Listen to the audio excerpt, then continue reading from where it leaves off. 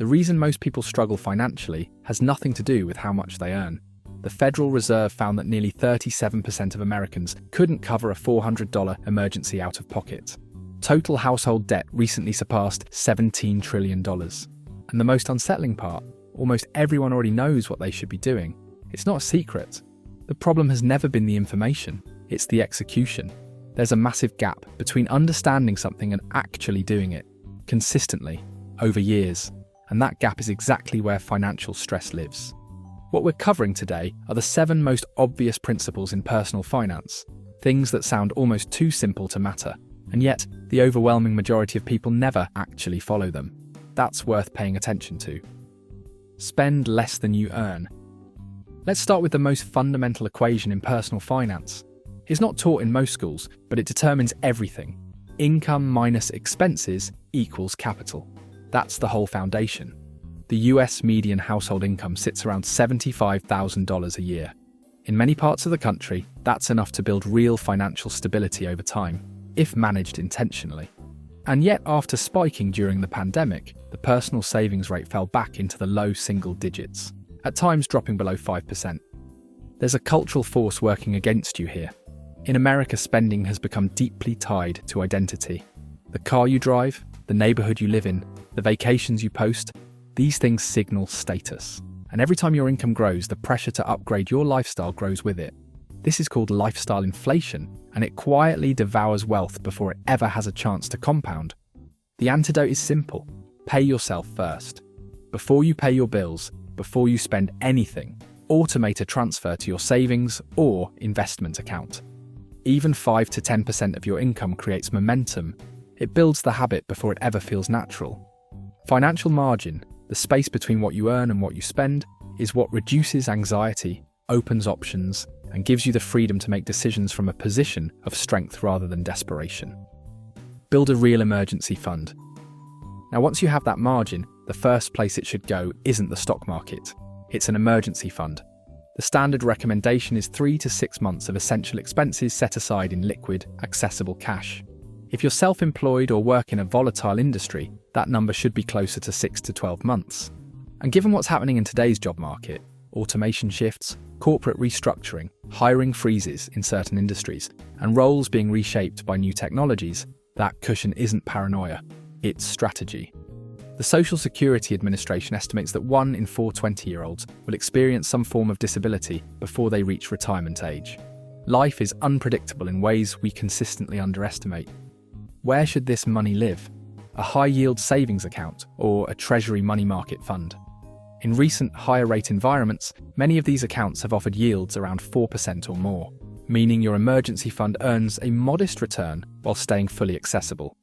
But the real value of an emergency fund isn't financial, it's psychological. When you know you have a runway, you stop making decisions out of fear. You negotiate better, you take smarter career risks.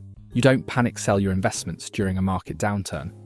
Before we go further, if you are enjoying this video so far, consider giving it a like. It really helps the channel and tells YouTube that you're interested in this kind of content. Now, let's continue. Avoid consumer debt. If an emergency fund is about protecting what you have, avoiding consumer debt is about not destroying it before it even exists.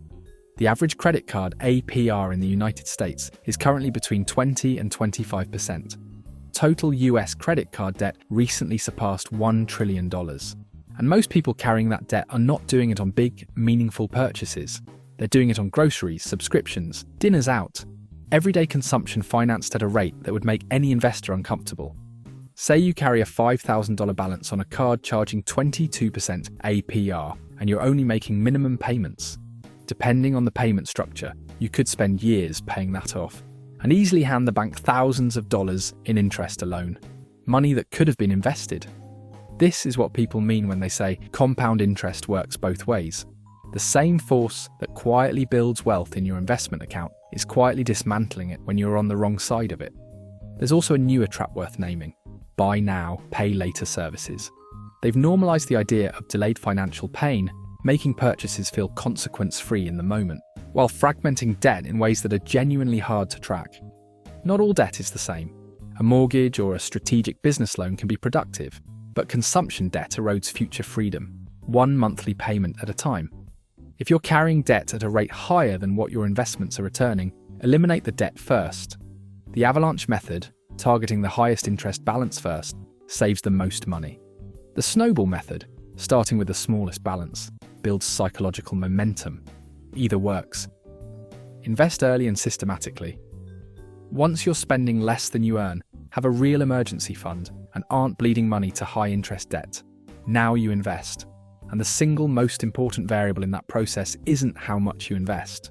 It's when you start. The S&P 500 has historically returned around 7 to 10% annually over the long term, before inflation. That return doesn't come in a straight line. Some years are negative, some are exceptionally strong. But over long stretches, the upward trend has historically rewarded patience. Meanwhile, inflation averaging around 3% means money sitting in a checking account isn't just stagnant, it's losing purchasing power every year. Someone who invests $400 a month starting at age 25, earning an average annual return around 9%, could end up somewhere in the range of $1.5 to $2 million by age 65. Someone who starts at 35 with the same contributions might end up with dramatically less, potentially over $1 million less. Same discipline, same monthly amount, 10 years of difference. A 401k with employer matching is essentially a guaranteed return on a portion of your investment. Never leave that on the table. A Roth IRA allows your money to grow tax-free, which becomes extraordinarily valuable over decades. And for anyone worried about timing the market, don't. Dollar cost averaging, investing a fixed amount at regular intervals regardless of market conditions, removes emotion from the equation and protects investors from costly timing mistakes. Increase your income. There's a ceiling to how much you can save by cutting expenses. At some point, the only meaningful lever left is earning more. And for a lot of Americans, that lever is under serious pressure. Housing costs, healthcare, and education have been rising faster than general inflation for years. A significant portion of Americans are spending more than 30% of their income on housing alone.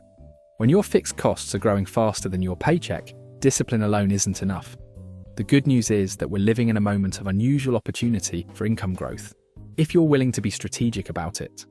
The digital economy has made it genuinely possible to monetize skills that would have had no market 20 years ago.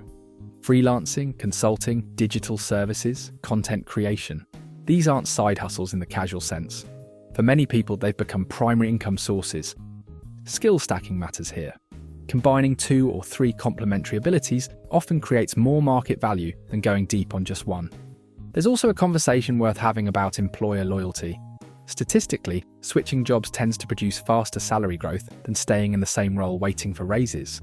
Your skills have market value. It's worth knowing what that value actually is. Upskilling takes time, career transitions are uncomfortable. Not every attempt works on the first try, but statistically, stagnation is often more expensive than effort. Income that never grows quietly limits every other financial decision you make. Control lifestyle inflation. So you've increased your income. The raise came through, the side income is picking up. And then, almost automatically, the expenses rise to meet it. New car, bigger apartment, more subscriptions, nicer restaurants. It happens gradually, feels completely justified in the moment, and is one of the most reliable ways to stay financially stuck despite earning more. This phenomenon has a name: hedonic adaptation. Humans rapidly adjust to improved circumstances and return to a baseline level of satisfaction, which means the upgrade that felt exciting in March feels ordinary by July and the cycle starts over. Genuinely wealthy people, not just high earners, but those who've accumulated significant net worth, tend to maintain surprisingly controlled personal spending relative to their income. The gap between what they earn and what they spend is treated as an asset. Because it is, that gap is investment fuel. A practical approach: when your income increases, consider allocating roughly 30% of that raise toward lifestyle improvements and directing the remaining 70% toward investments or savings. You still enjoy the progress, but the majority of the gain compounds. Wealth built quietly, without the need to display it, creates a kind of freedom that no visible purchase ever can. Plan for retirement. Don't rely solely on Social Security. There's one financial assumption many Americans are still quietly making: that Social Security will be enough. It won't be. The Social Security Trust Fund, based on current projections, could face a reduction in benefits in the mid-2030 if no legislative reform is passed. The average monthly benefit today sits around $1,800 to $2,000. For most people, that replaces roughly 40% of their pre-retirement income. The other 60% has to come from somewhere.